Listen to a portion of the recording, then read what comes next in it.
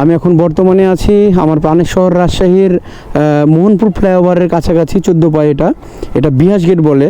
তো রাস্তার যে আইল্যান্ডগুলো আছে গাছ প্রোটেকশন দেওয়ার জন্য যে আইল্যান্ডগুলো দিয়েছে সিটি কর্পোরেশন থেকে, সো গাইস একবার দেখায় আপনাদেরকে। এই যে আইল্যান্ডগুলো দেখেন, এগুলো মানে কতটা নিকৃষ্ট হলে মানুষ এমনটা কাজ করে। তো এগুলো করে কয় টাকায় বা পায় বলেন? এই যে আমাদের রাজশাহীর যে একটা সৌন্দর্য, রাজশাহীর যে আমাদের একটা নাম, একটা সুনাম, তো ভালো কাজ অনেকের আছে পছন্দ করে, অনেকে পছন্দ করে না। তো এই বিষয়টা একবার দেখেন গাইস, যে কি একটা অবস্থা করছে। যে একটা হচ্ছে যে আয়ারল্যান্ডের এই শিখগুলো নাই, এই যে দেখেন, এই যে এরকম শিখ থাকে 6টা 7টা করে প্রতিটা গ্যাপে, সো একটাও নাই। যে দেখেন কিভাবে চুরি করে নিয়েছে। তো এগুলো আসলে মানুষের কাজ না, এগুলো হচ্ছে যে নিকৃষ্ট মনে করেন জানোয়ারদের কাজ। গাইস একবার দেখেন, এই যে সবগুলো খুলে নিয়েছে।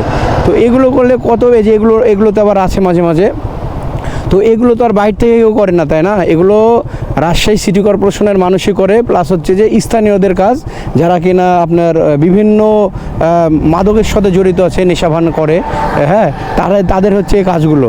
এই যে দেখেন এই গ্যাপটা পুরোটাই নাই, মানে এটা কিন্তু লোহার গাইস, বুঝছেন? এটা কিন্তু লোহার, এই লোহার বার, এই লোহার বারের জন্য কিন্তু তারা কি করে, যে এগুলো হচ্ছে যে খুলে নেয়।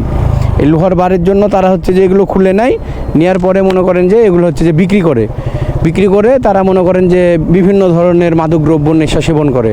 তো রাজশাহীর যে আমাদের সাজানো গোছানো পরিপাটি সিটি, রাজশাহী সিটি, এগুলো আসলে সবাই তো এগুলো চায় না যে রাজশাহী শহর আমাদের আরও সৌন্দর্য হোক, আরও ভালো হোক, আমাদের রাজশাহীর নাম আরও দেশব্যাপী হচ্ছে যে বিশ্বব্যাপী ছড়িয়ে পড়ুক। তো এটা হচ্ছে তার চক্ষুষ প্রমাণ। তো কুত্তার পেটে ঘি সহ্য হয় না, এই প্রবাদটার হচ্ছে যে চক্ষুষ প্রমাণই হচ্ছে যে গায়েছে যে এগুলো কি করছে, দেখছো এগুলো কি করছে? সবগুলো ভেঙে মনে করেন যে মাদকদ্রব্য মনে করেন যে পান করে এরা, ড্রাগস নাই, হ্যাঁ। তো এগুলো আসলে একবারে নিকৃষ্ট যারা মানের আছে তাদের কাজ।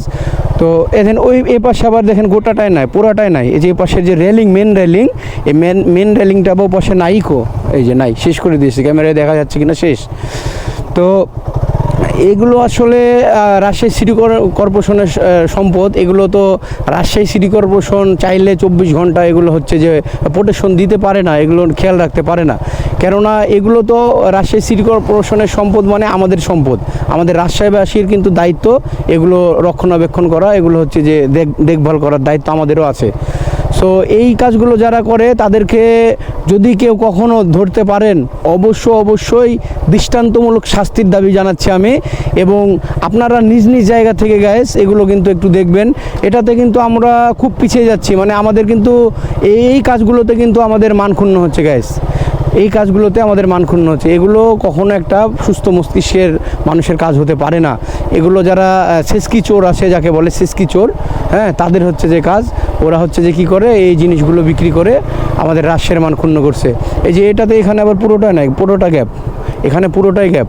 তো আমি রাজশাহী সিটি কর্পোরেশন এবং রাজশাহী মেট্রোপলিটনের কাছে বিনীত অনুরোধ জানাচ্ছি যে এই বিষয়গুলো একটু দেখার জন্য। প্রয়োজনে যদি সম্ভব হয়, যেমন আমাদের 24 ঘন্টায় কিন্তু আমাদের রাজশাহী সিটি কর্পোরেশনের পরিচ্ছন্ন কর্মীরা কিন্তু 24 ঘন্টা কিন্তু কাজ চালিয়ে যায়, ঠিক আছে? তো এই বিষয়গুলো একটু সিটি কর্পোরেশনের কাছে দৃষ্টি আকর্ষণ করছি যে এগুলোর টেক কেয়ার করার জন্য হলেও প্রত্যেকটা ওয়ার্ডে 2-1 জন লোক নিয়োগ দেওয়া হোক।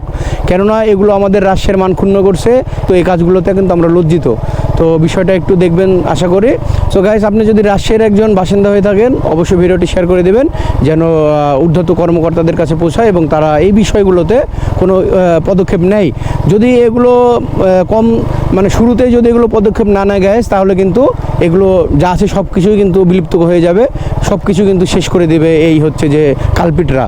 তো আমি চাই ভিডিওটা বেশি বেশি শেয়ার করেন যেন সিটি কর্পোরেশন এবং রাজশাহী মেট্রোপলিটনের দৃষ্টিতে যায় এবং এই বিষয়ে কোনো পদক্ষেপ নিক। তো সবাই ভিডিওটি শেয়ার করে দিবেন, আর পেজটি ফলো দিয়ে সবাই পাশে থাকবেন, লাইক কমেন্ট শেয়ার করে দিবেন। আর ইউটিউব থেকে যদি আমার ভিডিওটি দেখে থাকেন গাইস, তো অবশ্যই চ্যানেলটি সাবস্ক্রাইব করে সবাই পাশে থাকবেন। সবাই ভালো থাকবেন, সুস্থ থাকবেন। ধন্যবাদ সকলকে, আল্লাহ হাফিজ।